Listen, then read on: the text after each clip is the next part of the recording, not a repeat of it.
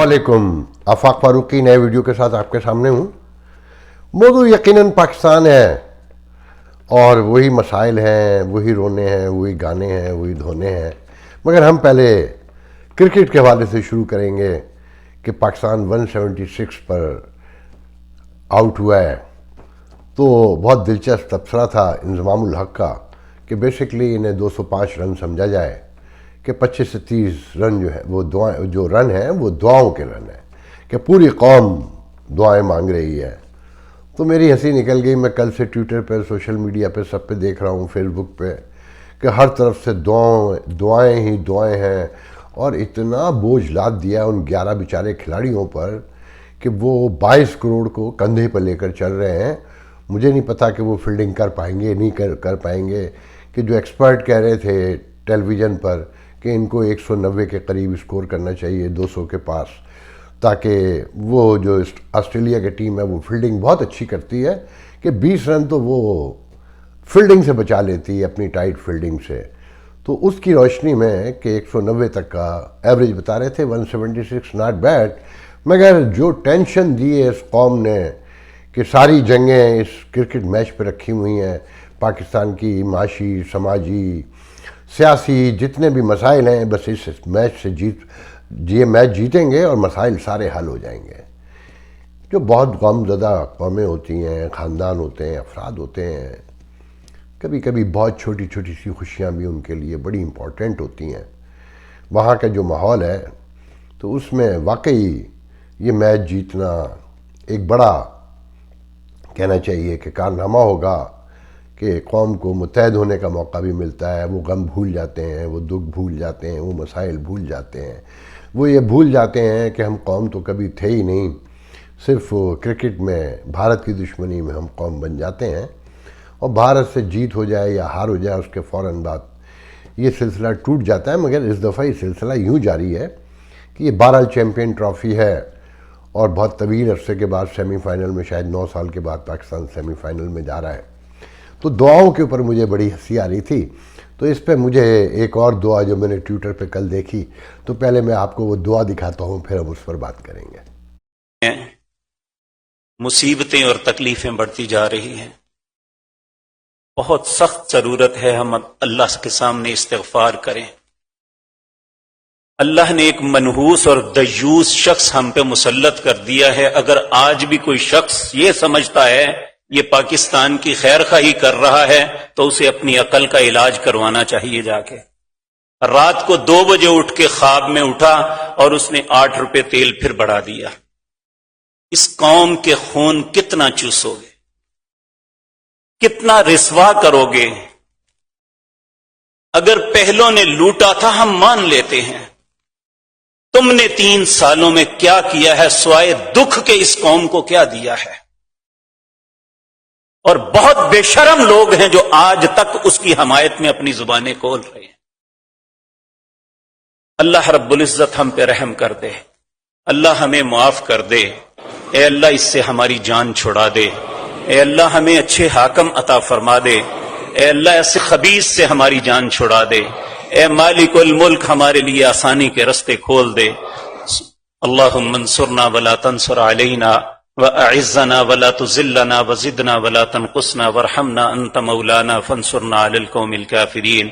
अल्लाहुम्मा अइज़्ज़िल इस्लाम वल मुस्लिमीन। देखिए आपने ये दुआ, अगर दुआएं असर करती हैं तो ये बड़ी दर्दनाक दुआ थी और बहुत गज़बनाक दुआ थी। और ऐसी दुआएं सोशल मीडिया पे चारों तरफ अब लगी नज़र आती हैं कि डॉलर जो कल बताया जा रहा था कि सऊदीया से जो हम मांग कर लेकर आ गए थे कि अब डॉलर कंट्रोल हो जाएगा। जो लोग जानते हैं उन्हें मालूम है कि 2 अरब के करीब डॉलर को मेंटेन करने के लिए इस हुकूमत ने भी खर्च किए। इल्ज़ाम था इसहाक डार पर, मुस्लिम लीग नून पर, कि वो फेक डॉलर को मेंटेन करती थी और 4-5 अरब डॉलर उसने ज़ाय किए। तो ये भी वही काम कर रहे हैं। स्टेट बैंक तो खैर पहले ही कह चुका है कि जो ओवरसीज़ हम पाकिस्तानियों को बड़ा फ़ायदा होता है जब डॉलर रेस करता है और हम बड़ा इन्जॉय करते हैं, which is not true. Pakistan के बारे में ये ध्यान रखिएगा, ये जो ओवरसीज़ पाकिस्तानी है ना, ये ज़्यादा सेंसिटिव हैं, ये ज़्यादा इनको तकलीफ़ होती है या खुशी होती है जो भी सिचुएशन वहाँ पर हो। تو ڈالر 175 پہ 174 پہ تو تھا رات، اب مجھے اس وقت کا نہیں پتا، تیزی سے ریس کر رہا ہے یہ اور کرے گا. دیکھیں یہ دعا نہیں ہے خدا نہ خواستہ، نہ یہ بد دعا ہے، یہ کیلکولیشن ہے جو اکانومسٹ کہہ رہے ہیں، جو بتا رہے ہیں کہ آنے والے دن کیا ہوں گے، اور خان صاحب کی وہی باتیں ہیں. تو خان صاحب کی ان باتوں پہ ڈالر کے حوالے سے دیکھا تو سب نے ہوگا، مگر میں چاہتا ہوں کہ آپ لوگ بھی دوبارہ دیکھ لیں کہ خان صاحب ڈالر جب اوپر نیچے ہوتا تھا تو کیا کہتے تھے. یہ جو امپیکٹ پڑا ڈی ویلیویشن کا، روپیہ گرا ہے، تو عام آدمی کے اگر اس کا 100 روپیہ تھا بینک میں پڑا ہوا تو وہ اس کی ویلیو کم ہو گئی ہے آپ کی نااہلی کی وجہ سے. جب یہ دونوں آئے تھے زرداری اور نواز شریف، $1 60 روپے کا تھا، آج $1 125 روپے کا ہوا ہے. اس سے کیا ہوتا ہے؟ آپ کے پیسے 10 سال پہلے بینک میں پڑے ہیں 100 روپے، وہ 100 روپے سے رہ گیا 50 روپے. لیکن اگر میرا پیسہ لندن کے محلوں میں انویسٹ ہوا ہے، میرے بینک اکاؤنٹ باہر ہیں، زرداریوں کے، سارے شریف خاندان کے، شہباز شریف کے، تو میرا اگر 100 روپیہ باہر پڑا ہوا تھا تو وہ آج 200 روپیہ ہو گیا ہے. روپیہ گرتا ہے، اب سارے غریب ہو جاتے ہیں. پچھلے 10 سال میں 6,000 سے 27,000 ارب پہ قرضہ چڑھا ہے. روپیہ 10 سال پہلے 60 روپے ڈالر تھا، آج 125 روپے ڈالر ہے. یعنی کہ 10 سال میں جو عوام کی دولت آدھی ہو گئی ہے. سب سے پہلے تو آپ کو ایک بری خبر دیتا ہوں. آج میں ابھی جب ادھر آ رہا تھا تو پتا چلا کہ مارکیٹ میں روپیہ 130 روپے پہ ڈالر پہ پہنچ گیا. 20 روپے گرنے میں آپ سب پہ اس قوم کے اوپر 1,000 ارب روپے کے مزید قرضے چڑھ گئے. روپیہ جون 2013 میں $1 100 روپے کا آتا تھا، آج 2018 میں $1 125 روپے کا پہنچ گیا. یعنی کہ اس کا مطلب کہ اگر آپ کے بینک کے اندر 2013 میں 125 روپیہ پڑا تھا، آج صرف 100 روپیہ رہ گیا ہے. قوم غریب ہو گئی ہے. جب ڈالر پہ پریشر پڑتا ہے، جب ڈالر کم ہوتا ہے تو ڈالر مہنگا ہو جاتا ہے، روپے کی قیمت گرتی ہے. صبح سے مجھے بڑی ٹیلی فون کالز آ رہی ہیں کہ جی روپیہ اتنا کم ہو گیا. سب کو یہ میں بتانا چاہتا ہوں کہ اس میں کوئی گھبرانے کی ضرورت نہیں ہے. یہ دونوں دفعہ میں آپ کو یقین دلا رہا ہوں کہ مجھے نیوز کے اوپر پتا چلا روپیہ گرا. ہم نے میسج بھجوائی ہے کہ آگے سے یہ آپ نے کرنا ہے، تو ایک چھوٹا سا گروپ ہمیں پتا ہونا چاہیے کہ آپ کیا کرنے جا رہے ہیں. دیکھا آپ نے کہ خان صاحب کیسے پے در پہ یو ٹرن لیتے ہیں اور کیسے تبدیل ہوتے ہیں، کہ اور خان صاحب نے ایک ایک بات اپنی نگیٹ کی، ایک ایک مقام پر یو ٹرن لیا. اور اب سچویشن یہ ہے کہ خان صاحب کی حکومت کی کیا پوزیشن ہے. جو خان صاحب کے مدح سرا تھے، جو اسٹیبلشمنٹ سے جڑے ہوئے لوگ ہیں، نامور ترین، جن کے بارے میں آنکھیں بند کر کے یہ کہا جا سکتا ہے کہ یہ کس کے لوگ ہیں، کہ جنرل شہید امجد کو میں نے کل ایک موقع پر سنا، وہ جس انداز میں قرض کر رہے تھے اس حکومت کو کہ اس آدمی نے 90 دن کے کیا کیا وعدے کیے تھے اور کہاں کہاں کیا کیا کہا تھا. اور پھر کامران خان آپ سب جانتے ہیں کہ وہ کس کے ہیں اور وہ کب سے ہیں اور کیا کرتے ہیں اور کب پلٹی کھاتے ہیں، وہ بھی خان صاحب کی طرح.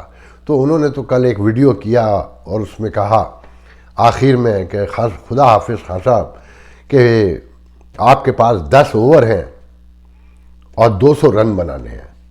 تو جب ابھی میں میچ دیکھ رہا تھا تو پاکستان نے آخری 9 اوور میں میرے خیال میں ٹوٹل 101 رن 102 رن بنائے 9 اوور میں.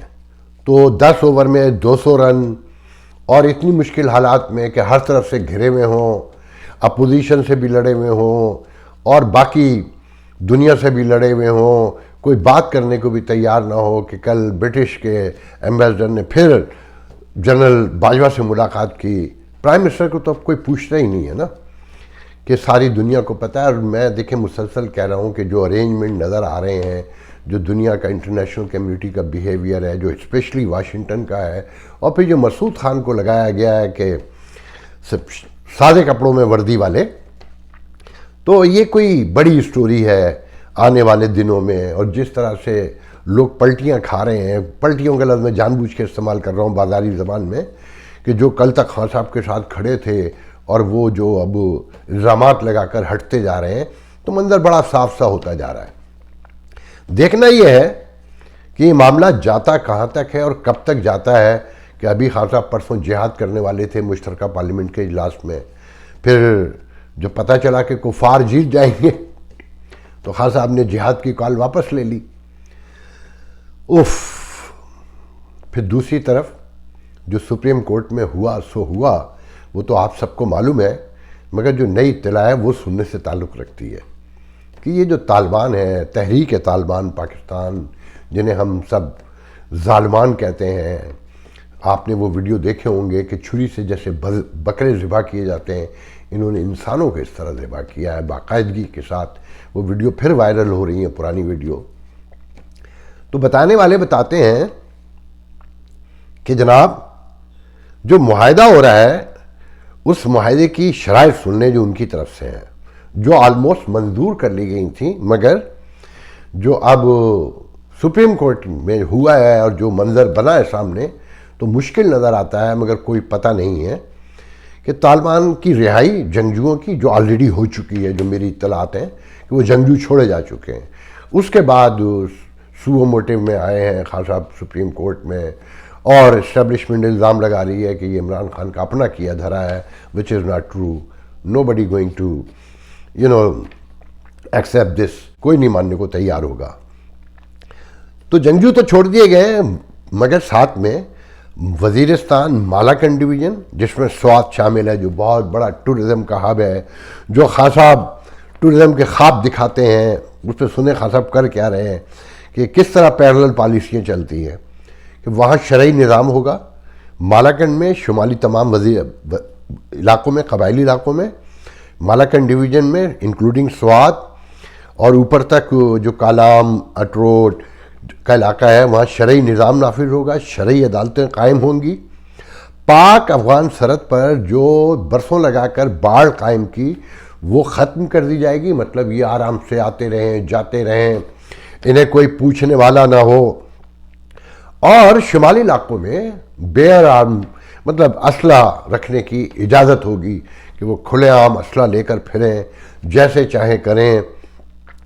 اور ساتھ میں ان علاقوں میں جو فوج نے بڑی مشکلوں سے کنٹرول کیے ہوئے ہیں، اور اس کے باوجود وہاں پر دہشت گردی ہو رہی ہے، کہ فوج وہ علاقہ خالی کر دے گی۔ ان شرائط پر مذاکرات ہوئے، تصور کریں یہ جیسے ایک ریاست دوسری ریاست، جیسے افغان طالبان نے مذاکرات کیے نا امریکہ سے، ایک غیر ملکی طاقت سے، کہ جناب آپ نکل جائیں گے ہمارے ایریے سے، تو ریاست پاکستان نے یہ ایگری کیا ان تمام نکات پر کہ ان کو یہ سب دیا جائے گا۔ وہ باڑ جس کا قصے ہم 5 6 7 سال سے سن رہے تھے وہ بھی ختم ہو جائے گی۔ وہ تو افغان طالبان نے بھی انکار کر دیا نا، آپ کے علم میں ہوگا کہ وہ کہتے ہیں کہ یہ باڑ ہٹانی پڑے گی، اور ان کے آگے ہم کہاں تک بیٹھے ہوئے ہیں، لیٹے ہوئے ہیں، اندازہ لگا لیں کہ ایکسیپٹ نہیں کیا ہے بظاہر ہم نے افغانستان کو، مگر ان کا وزیر خارجہ متقی آتا ہے تو ہم اسے پروٹوکول دے رہے ہیں، اس سے تجارت سے لے کر تمام مسائل پر گفتگو ایسے کر رہے ہیں جیسے ایک ریکگنائز ریاست ہوتی ہے، اور وزیر خارجہ اسے کہنا ہی میرے خیال میں تو انلیگل ہے، جو انٹرنیشنل لاء کہتے ہیں، اور جو پورا دنیا ایک طرف ہے، مگر یہ اکلوتا ملک ہے جو اس نے سارے معاملات بالکل ایسے کر دیے ہیں کہ جیسے اسے ایکسیپٹ کر چکے ہیں۔ اور مطلب اس میں میں کیا کہوں کہ انٹرنیشنل نارمز کو مکمل توڑ کے ایک طرف کہتے ہیں کہ ہم نے ایکسیپٹ نہیں کرنا جب تک باقی دنیا نہیں کرے گی، مگر پورا پروٹوکول وہی دے رہے ہیں، ان سے تجارت پر، ان پر امپورٹ پہ، ایکسپورٹ پر، ہر چیز پر گفتگو ہو رہی ہے، ان کو پروٹوکول دیا جا رہا ہے۔ کل شاہ محمود قریشی کو جس طرح دکھا رہے تھے کہ دنیا کو سمجھنا ہوگا، اگر وہ نہیں سمجھے گی تو پھر یورپ بھی نہیں، مطلب تھریٹ کر رہے تھے کہ یورپ بھی نہیں بچے گا، دہشت گردی سے ڈرا رہے تھے مکمل طور پر۔ اس سچویشن میں جو آپ کی $30 ارب کی ایکسپورٹ ہے یورپی یونین سے، جس نے پہلے ہی دھمکی دے دی ہے ہیومن رائٹس، میڈیا اور ڈیموکریسی کے حوالے سے کہ اگر آپ نے درست نہیں کیے تو ہم آپ پر پابندی لگا دیں گے۔ 50% سے زیادہ ابو آپ کی جو ایکسپورٹ ہے وہ یورپ میں ہے، اگر وہ بند ہو گئی تو آپ کہاں کھڑے ہوں گے؟ پھر ریمیٹنس پہ جو سب سے بڑا خطرہ اب لوگ بتا رہے ہیں، جس پر ہم پھولتے ہیں، وہ بھی 30 بلین ڈالر کے پاس ہے کہ وہ جو جاتے ہیں اگر ان پر پابندی لگ گئی تو پھر تو دعاؤں پہ ہی رہ جائے گا نا. اور دعائیں کتنی کام کرتی ہیں وہ آپ کے علم میں ابھی تھوڑی دیر میں پتہ چل جائے گا، جس طرح سے انڈر پریشر آپ نے ٹیم کو رکھا ہے. تو یہ حالات آپ ذرا غور سے دیکھیں کہ کہاں جا کر کھڑے ہوتے نظر آ رہے ہیں. اگر یہ حکومت بھی گرا دی جاتی ہے، ایک نیا کیوس پیدا ہوگا، ایک نیا انتشار پیدا ہوگا، اور جن کے آسرے پہ یہ کیا جا رہا ہے اور جس طرح سے موو کیا جا رہا ہے، اس سے لگتا ہے کہ انٹرنیشنل کمیونٹی ان سے غلطیاں کروانا چاہتی ہے. میں حق میں نہیں ہوں خان صاحب کی اس وقت حکومت گرانے کے، کہ جیسی بھی ہے ٹوٹی لولی لنگڑی بھجی ایک سیٹلمنٹ ہلکا سا کہیں معمولی سا موجود ہے نا. نئے لوگ آئیں گے، نیا کیوس پیدا ہوگا، نئی سیٹلمنٹ کی طرف وہ چیزیں جائیں گی، ہر منسٹری سے لے کر ہر ادارے سے لے کر. اور دیکھیں جب یہ حکومتیں بار بار ان ویڈیو میں بتایا گیا کہ جب حکومتیں کرائسس میں ہوتی ہیں، اپوزیشن یا فوج یا حکومت لڑ رہے ہوتے ہیں، تو یہ جو سول بیوروکریسی ہے یہ امیر سے امیر تر ہوتی جاتی ہے، غریب غریب سے تر ہوتا چلا جاتا ہے، ادارے ٹوٹتے چلے جاتے ہیں، جس کا انجام ہم سب کے سامنے ہے. اب میں اپنے آخری موضوع کی طرف آتا ہوں جو بہت دردناک ہے، بہت حیران کن ہے، جو یقین سے باہر ہے. میں اس پر کوئی تبصرہ کرنے سے پہلے میں چاہوں گا کہ یہ ویڈیو دیکھ لیں آپ. بھی ہمیں کہا تھا کہ کیا ہوا جو آپ کے بچے شہید ہوئے، اور پیدا کرو. یہ چلے گئے تو کیا ہوا، اور پیدا کرو. اسے نہیں پتا کہ بچہ پیدا کرنا کتنا آسان ہے. کس نے کہا تھا؟ یہ ہدایت الرحمان نے کہا تھا ہمیں. اتنے بڑے دکھ کے بعد ہم ان کی یہ باتیں بھی سہتے ہیں. جب مائی رونا دورہ کر رہی تھی تو اس نے کہا کیا ہوا، ہمارے ملک میں بہت سارے شہداء ہیں، آپ کے بچے بھی شہید ہو گئے، آپ اور بچے پیدا کریں. یہ بچہ پیدا کرنا اتنا آسان ہے، اس کو پالنا اتنا آسان ہے. تو اس کا پھر جواب کیا دیا تھا آپ لوگوں نے؟ ہم ان لوگوں کو کیا جواب دے سکتے ہیں؟ کوئی تصور کر سکتا ہے، کوئی سوچ سکتا ہے کہ ایک ماں جس کے 2 بچے چلے گئے ہوں، اس سے اتنا بڑا افسر یہ کہتا ہو کہ جاؤ جا کے دوسرے بچے پیدا کر لو.